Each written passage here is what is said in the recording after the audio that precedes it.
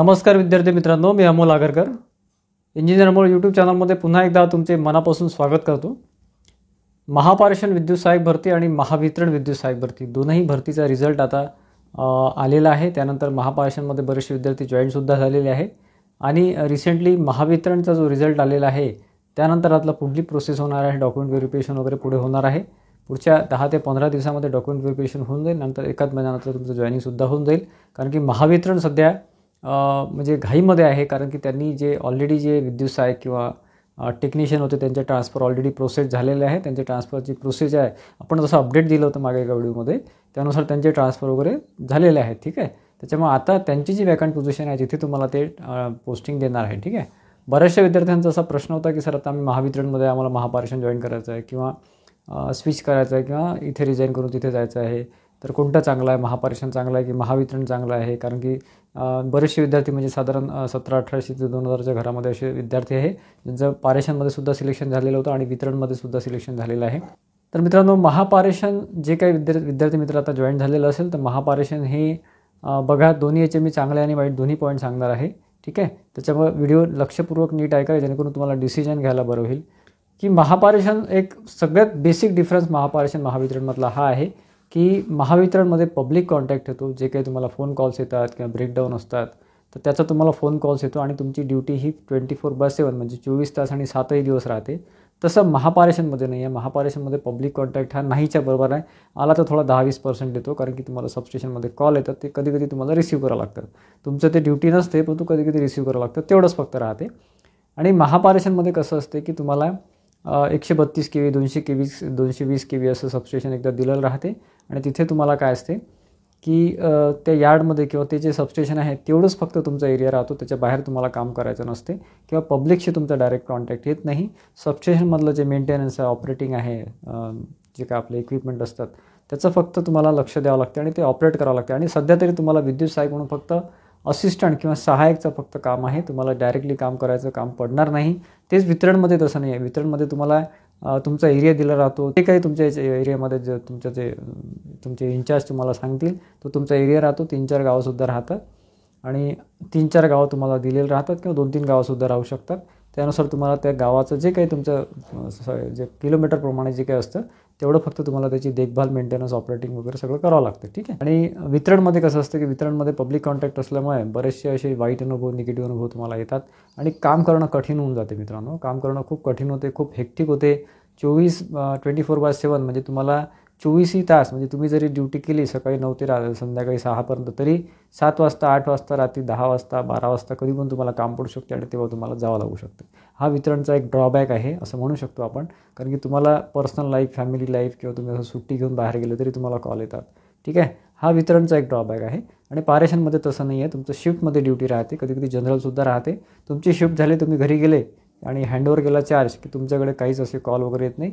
Hardly एखादा इमर्जन्सीचा call येतो, तोही तुमच्या जे सोबतचे कलिग असतात, सोबतचे जे असतात ते शिफ्टमधले असतात त्यांचाच येऊ शकतो की बा असं केलं का, तसं केलं का, तुम्ही हे केलं होतं का, ते केलं का वगैरे वगैरे। बाकी तुमचा पब्लिक कॉन्टॅक्ट काही राहत नाही किंवा लाईन गेली तर तुम्हाला कॉल येईल असं काही महापारेषणमध्ये राहत नाही। ठीक आहे, आणि प्रमोशन आणि पेमेंटचा विचार केला तर दोन्हीकडे सारखंच आहे। प्रमोशनमध्ये वितरणला थोडा वेळ लागतो, पारेषणमध्ये थोडं लवकर होण्याची शक्यता असते आणि पेमेंट स्केल वगैरे सगळं सेमच राहते। दोन्ही ठिकाणी पेमेंट स्केल हे सेम राहते, कारण तिन्ही कंपन्या महावितरण, महापारेषण, महाजेनको तिन्ही कंपन्या ज्या आहेत त्या अंडर आपल्या MSCBमध्येच येतात, त्याच्यामुळे त्याचं स्केल सेमच राहते।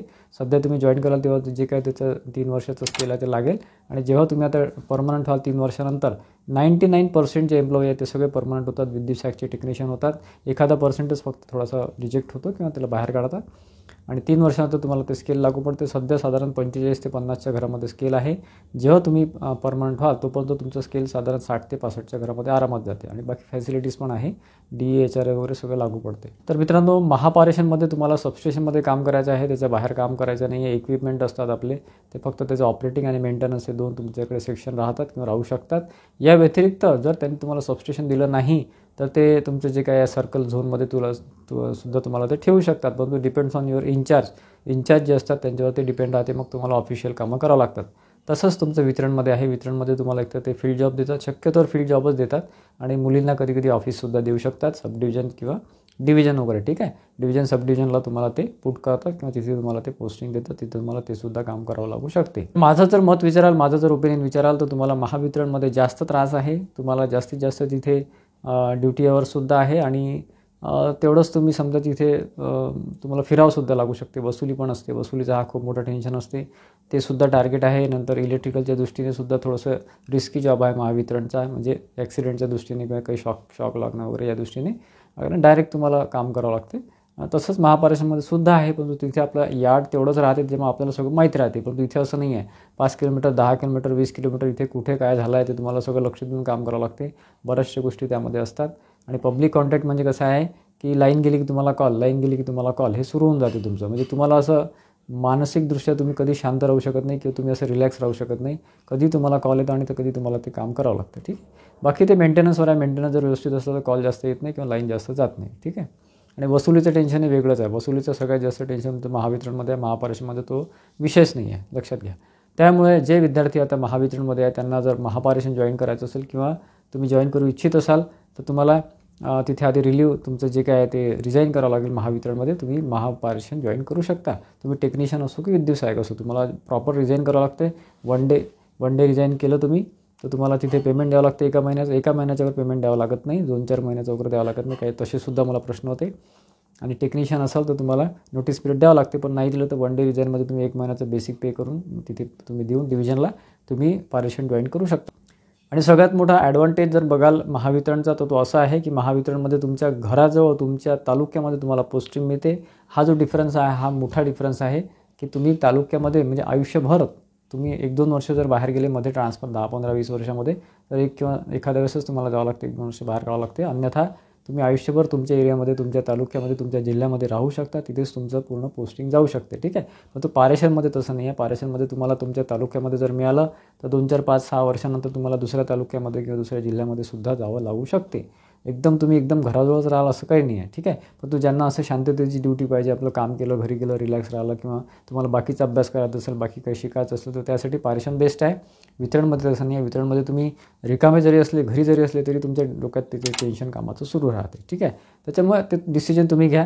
आणि ट्रान्सफरच्या दृष्टीने वगैरे दोन्ही सारखेच आहे. दोन्ही ठिकाणी ट्रान्सफर, फक्त वितरणमध्ये थोडंसं चांगलं आहे की तुम्हाला पटकन ट्रान्सफर मिळून जाते, कारण की खूप मोठं जाळं वितरणचं आहे. खूप ठिकाणी ऑफिसेस असतात, त्याच्यामुळे तुम्हाला ट्रान्सफर पटकन मिळते, ठीक. तुम्हाला कुठे पोस्टिंग पाहिजे, घराजवळ पाहिजे की बाहेर चालते, किंवा तुमची ड्युटी आवर्स कशी पाहिजे, किंवा तुम्हाला असं बऱ्याचशा गोष्टी आहेत त्याच्यामध्ये. ते डिसिजन मित्रांनो तुम्हालाच घ्यावं लागेल, ठीक आहे. आणि बाकी माझ्या मते तरी महापारेषण हे बेस्ट आहे, मला असं वाटते. कामाच्या दृष्टीने सुद्धा बेस्ट आहे. सॅलरी वगैरे व्यवस्थित होते, दोन्ही ठिकाणी व्यवस्थित होते.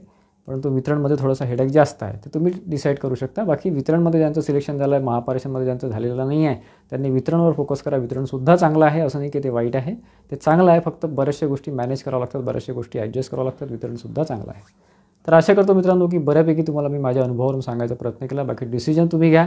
जर दोन्ही ठिकाणी सिलेक्शन झालं असेल तर पारेषणला जास्त प्रिफर करा, अन्यथा बाकी तुमचं तुम्ही डिसिजन घेऊ शकता. आजचा व्हिडिओ आवडला असेल तर व्हिडिओला लाईक करा आणि जास्तीत जास्त विद्यार्थ्यांमध्ये शेअर करा, जेणेकरून त्यांनासुद्धा ही माहिती मिळेल. आणि आजच्या आपल्या चॅनलला सबस्क्राईब केलं नसेल तर सबस्क्राईब करून ठेवा, जेणेकरून पुढचे जे महत्त्वाचे अपडेट्स येणार आहेत ते तुम्हाला मिळत राहतील. धन्यवाद मित्रांनो.